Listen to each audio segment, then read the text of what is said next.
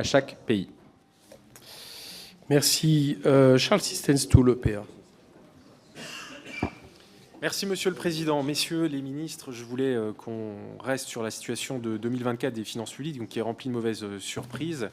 Et comme vous l'avez rappelé, le gouvernement précédent a eu l'occasion d'annuler et de geler plus de 20 milliards d'euros de crédits. Et vous avez également dit clairement que le déficit devrait dépasser, hélas, la barre des 6%. Je tiens quand même à rappeler qu'au printemps dernier, le précédent ministre des Finances, Bruno Le Maire, avait proposé de ce fait d'anticiper la situation et de présenter un projet de loi de finances rectificative.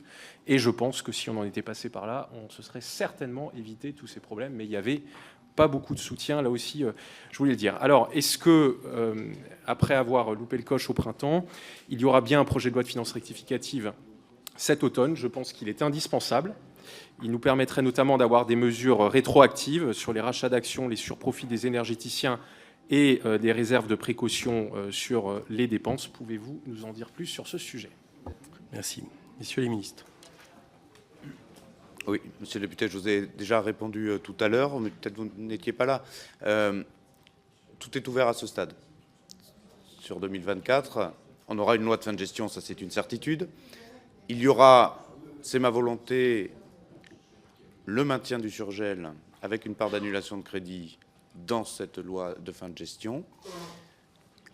La question est de savoir est-ce que nous aurons un débat sur la fiscalité en 2024 ou est-ce que nous l'aurons sur le PLF 2025.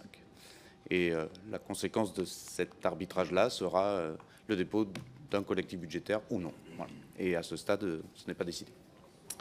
Ouais, c'est pas seulement l'arbitrage. Je me permets juste que c'est aussi la possibilité pour l'Assemblée de donner aussi sa position, ce qui me semble aussi important. C'est aussi la différence.